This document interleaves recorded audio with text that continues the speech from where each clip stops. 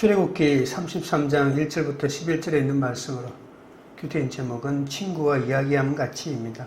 금송아지를 만들어 그 앞에서 춤추는 백성의 모습을 보고 진노한 모세는 하나님이 써주신 귀한 두 정금판을 산 아래로 던져 깨뜨립니다. 이어 아론에게 백성을 큰 죄에 빠지게 한 책임을 묻자 아론은 악한 백성을 탓하며 금을 불에 던졌더니 금송아지가 나왔다는 무서운 변명만 늘어놓습니다. 날마다 말씀 묵상으로 하나님과 깊은 교제를 나누며 삶에서 겪는 여러 사건에서 자기 죄를 깨닫고 성령과 말씀으로 훈련되지 못한 아론은 그저 착한 성품으로 백성을 분별하지 못했던 것이죠. 모세는 회개하지 않는 자 약 3,000명을 레위 자손을 통해 죽이고 다시 하나님께로 나아가 백성을 위해 목숨을 걸고 기도합니다. 너희와 올라가지 아니하리니입니다. 1절부터 2절입니다. 여호와께서 모세에게 이르시되 너는 내가 애굽 땅에서 인도하여 낸 백성과 함께 여기를 떠나서 내가 아브라함과 이삭과 야곱에게 맹세하여 내 자손에게 주기로 한 그 땅으로 올라가라. 내가 사자를 너보다 앞서 보내어 가나안 사람과 아모리 사람과 헷 사람과 브리스 사람과 히위 사람과 여부스 사람을 쫓아내고 하나님은 이스라엘 백성들에게 약속하신 젖과 꿀이 흐르는 땅으로 떠날 것을 명령하십니다. 그러나 여기서 하나님은 약속을 이행하시지만 자신은 빼고 하나님의 사자가 대신하여 이 거룩한 행진을 이끄신다고 하십니다. 출애굽기 32장 7절에 모세 너의 백성이라고 하였는데 여기서는 그 백성이라고 합니다. 또한 출애굽기 32장 34절에는 내 사자라고 했는데 여기서는 그냥 사자라고만 표현합니다. 모세의 백성이 그 백성으로 바뀐 것은 이스라엘과 하나님의 거리감이 약간은 좁혀진 듯한 느낌이 들지만 내 사자에서 그냥 사자로 바뀐 것은 여전히 불길한 징조가 있다는 것을 알 수가 있죠. 아직도 하나님은 모세에게 내가 애굽 땅에서 인도하여 낸 백성이라고 말씀하시고 이스라엘을 모세의 백성으로만 인정하고 계신 거죠. 그 백성과 함께 약속의 땅으로 올라가라고 명령하시면서도 정작 그들과 함께 올라가지 않겠다고 하시는 겁니다. 하나님과 이스라엘 사이의 관계가 완전히 회복되지 않았음을 알 수 있습니다. 젖과 꿀이 흐르는 가나안 땅은 그냥 얼마나 멀든지 가기만 하면 그냥 들어가는 그런 땅이 아닙니다. 가나안 땅을 차지하기 위해서는 전쟁을 치러야 합니다. 오늘 본문 2절 마지막 단어를 보십시오. 쫓아내고라고 말하고 있고 가나안 사람, 아모리 사람, 헷 사람, 브리스 사람, 히위 사람, 여부스 사람 이러한 많은 족속과 결국은 전쟁을 치루어서 쫓아낸다고 말하고 있지 않습니까? 그러니까 그 전쟁에서 하나님이 친히 함께 올라가시는 것과 하나님의 사자만 가는 것은 하늘과 땅 차이라고 볼 수가 있습니다. 모세는 사자만 가서는 절대로 안 되고 하나님께서 직접 가셔야 한다고 하나님과 토론하고 협상하고 있는 거죠. 그리고 만일 하나님이 함께 가시지 않으면 이스라엘의 가나안 정복은 이루어진다 할지라도 그것은 세상의 야만적인 정복 전쟁에 불과하게 되죠. 그러니까 하나님께서 가지 않겠다는 것은 이스라엘과 하나님과의 언약이 파괴되는 것이고 이스라엘은 그냥 다른 민족과 다름없이 남의 땅을 빼앗는 것에 불과하게 됩니다. 모세는 이 차이를 명확하게 알고 있었기 때문에 하나님이 반드시 가셔야 한다고 끈질기게 요청하고 있는 거죠. 3절입니다. 너희를 젖과 꿀이 흐르는 땅에 이르게 하려니와 나는 너희와 함께 올라가지 아니하리니 너희는 목이 고전 백성인즉 내가 길에서 너희를 진멸할까 염려함이니라 하시니 하나님은 이스라엘 백성을 젖과 꿀이 흐르는 땅에는 이르게 하시지만 자신은 함께 올라가지 않겠다고 말씀하시죠. 왜냐하면 이스라엘은 목이 고준 백성이기 때문입니다. 하나님의 거룩한 화염과 불꽃이 이스라엘 백성을 적극적으로 진멸하지 않도록 미리 예방하겠다는 차원입니다. 이스라엘은 가나안 땅으로 가는 동안에 또 얼마나 하나님을 배반할지 모릅니다. 그러면 하나님께서 이스라엘 백성을 순식간에 진멸할 수도 있다는 것이죠. 그래서 하나님은 사자를 대신하여 보내지만 당신께서 직접 동행하시지는 않겠다고 그 뜻을 명확하게 밝히십니다. 32장 금송아지 사건에서 모세의 중보기도로 이스라엘의 멸망을 막는 데는 성공했지만 아직 이스라엘이 완전히 용서받고 하나님과 화해를 이루는 데까지는 이르지 못했습니다. 이스라엘의 우상 숭배가 하나님의 거룩하심을 폭발시켰음에도 불구하고 아직도 해소되지 않은 하나님의 진노는 당신 자신이 이스라엘 백성을 친히 가나안 땅으로 인도하지 않고 당신의 사자가 인도할 것이라는 다소 냉정한 응답을 보이고 있는 것이죠. 이스라엘 자손은 금송아지를 만들어 섬긴 죄 때문에 하나님과 동행하는 특권을 잃게 되었습니다. 우리의 죄는 여호와 보시기에 악하여 이처럼 하나님과의 관계를 소원하게 함으로써 그분과의 관계를 단절시킨다는 사실을 아셔야 합니다. 하나님과의 관계가 깨어지는 것이 죄의 가장 참혹한 결과입니다. 적용 질문 드립니다. 나의 어떤 죄 때문에 하나님과의 관계가 단절되고 그분과 거리가 멀어졌습니까? 둘째는 장신구를 떼어내라입니다. 4절입니다. 백성이 이 준엄한 말씀을 듣고 슬퍼하여 한 사람도 자기의 몸을 단장하지 아니하니 이스라엘 백성은 하나님이 자신들과 동행하시지 않는다는 말씀을 듣고 충격에 빠집니다. 이 하나님의 위협적이고 역설적인 결심을 듣고 당혹감을 감추지 못합니다.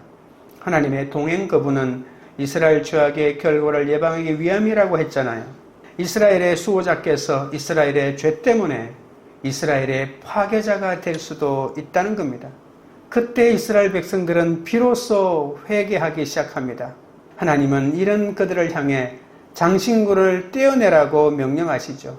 그들이 착용한 그 장신구로 하나님을 반역한 정표인 금송아지를 만들었지 않습니까? 이 명령은 우상숭배의 죄악에서 벗어나라는 뜻입니다. 하나님의 진노를 느낀 백성은 명령에 적극적으로 순종합니다. 5절부터 6절입니다. 여호와께서 모세에게 이르시기를 이스라엘 자손에게 이르라 너희는 목이 고전 백성인즉 내가 한순간이라도 너희 가운데에 이르면 너희를 진멸하리니 너희는 장신구를 떼어내라. 그리하면 내가 너희에게 어떻게 할 것인지 정하겠노라 하셨습니다. 이스라엘 백성이 호렙산에서부터 그들의 장신구를 떼어내니라. 하나님은 단순히 슬픔을 표현하는 수준이 아니라 그 이상을 기대하십니다. 백성들이 진심으로 누이친다는 증거로 단장품을 영원히 제거하라고 하시죠. 이스라엘 백성들은 호렙산에서부터 단장품 없이 하나님 앞에 서야 합니다. 이스라엘은 이제 젖과 꿀이 흐르는 땅에 만족하지 않고 하나님의 거룩한 인격적인 현존 자체를 더욱 갈구하는 백성이 되어야 하는 거죠. 백성들은 하나님의 뜻을 전해 듣고 슬픔의 표시로 장식이 있는 옷이나 단장품을 입지 않았습니다. 이들은 하나님의 무서운 선포 때문에 극심한 슬픔에 잠기게 되었죠. 이들이 벗어던진 단장품은 애굽인들에게 빼앗은 약탈 전리품에 불과합니다. 그것은 애굽의 이방 우상숭배 풍속과 관련된 보석들이죠. 단장품을 제한다는 것은 애굽과의 단절을 의미합니다. 또한 더는 금송아지 형상이나 이방 신상을 추조하지 않겠다는 결심이기도 합니다.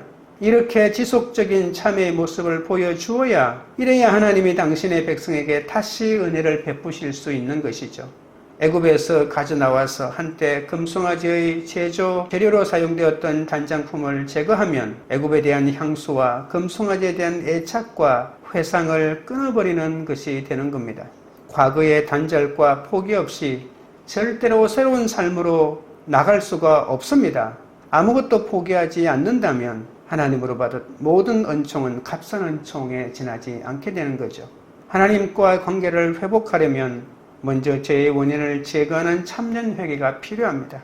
아무리 나에게 소중한 것이라 해도 하나님께 나아가는 것을 방해한다면 무조건 어떤 것이든 기꺼이 버려야 하는 겁니다. 적용 질문 드립니다. 하나님과의 관계를 회복하고자 내가 버려야 할 세상의 습관은 무엇입니까? 셋째는 대면하여 말씀하심이입니다. 7절입니다.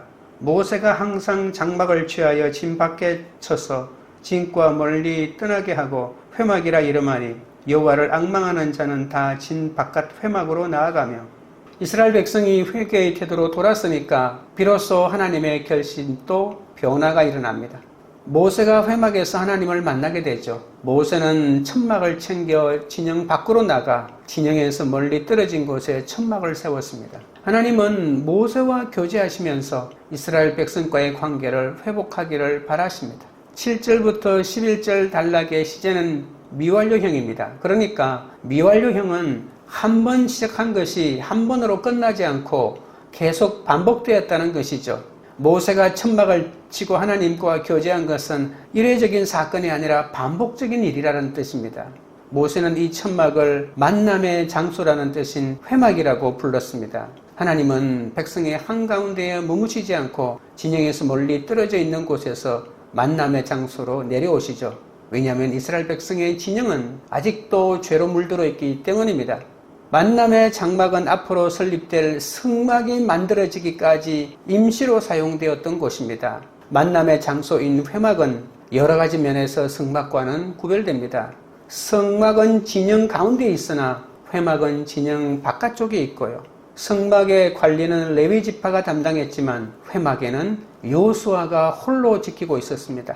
성막에는 언약궤가 있었지만 회막에는 언약궤가 없습니다. 그리고 성막에는 하나님이 계속해서 현존하시지만 회막에는 필요할 때만 하나님이 일시적으로 임하시는 곳이었습니다. 8절부터 11절입니다. 모세가 회막으로 나아갈 때에는 백성이 다 일어나 자기 장막문에 서서 모세가 회막에 들어가기까지 바라보며 모세가 회막에 들어갈 때에 구름 기둥이 내려 회막문에 서며 여호와께서 모세와 말씀하시니 모든 백성이 회막문에 구름 기둥이 서 있는 것을 보고 다 일어나 각기 장막문에 서서 예배하며 사람이 자기의 친구와 이야기함 같이 여호와께서는 모세와 대면하여 말씀하시며 모세는 진으로 돌아오나 눈의 아들 젊은 수종자 여호수아는 회막을 떠나지 아니하니라. 누구든지 하나님을 앙모하고 하나님을 찾거나 하나님께 조언을 구할 필요가 있는 자들은 진영 바깥에 있는 회막으로 나갔습니다. 모세가 여호와를 만나기 위해 회막에 들어가면 구름 기둥이 내려와 회막 거기에 머물렀습니다. 모세가 회막으로 나갈 때면 온 백성이 일어나 자기 천막에 서서 모세가 회막으로 들어가는 것을 지켜보았죠. 온 이스라엘이 볼 수 있는 상황에서 하나님은 회막문에서 모세와 대면하여 이야기하십니다. 모든 백성은 구름 기둥 속에서 하나님과 대화하는 모세를 주목하고 모세에게 깊은 복종심을 보이며 하나님을 경배한 것입니다. 백성들의 태도에 변화가 생겨난 것이죠. 이스라엘 백성이 모세에게 보이는 존중의 태도는 32장 1절에서 보여준 모세를 경멸하고 오만한 태도로 대하는 것과 비교하면 엄청난 변화가 아닐 수가 없습니다. 백성들은 구름 기둥으로 나타난 하나님의 임재를 향하여 존경의 태도를 보입니다. 하나님은 마치 사람이 자기 친구와 이야기하듯이 그 누구도 누리지 못할 영광스럽고 친밀한 교제를 모세와 나누고 계십니다. 그 정도로 하나님과 모세는 가까운 사이였습니다. 하나님과 대면한다는 말은 문자적으로 얼굴을 맞대는 직접적인 대면이라기보다는 그만큼 밀접한 친밀성을 강조하는 표현이죠. 하나님은 이스라엘의 죄에 극히 실망하고 분노했고 이스라엘에게 자신을 분리시켰습니다. 그러나 동시에 이스라엘을 향한 하나님의 근원적인 자비와 공율과 사랑과 인내는 아직도 사라지지 않았습니다. 모세는 하나님의 마음속 깊은 곳에 기도의 닻을 내리기로 결단하고 진 밖에 설치된 특별 처소에서 하나님께 엎드려 중보기도에 정진하고 있죠. 진 바깥에 설치된 회막과 회막문에서 보여주는 모세의 중재사역이 모세의 지도자로서의 진면목을 잘 보여주고 있는 것이죠. 이스라엘 백성이 왜 회개했나요? 왜 하나님을 경배했나요? 지도자가 예배 생활하고 지도자가 기도 생활하고 지도자가 끊임없이 하나님을 만나는 그 거룩하고 온전한 모습을 보니까 그들이 변화가 일어났던 것이죠.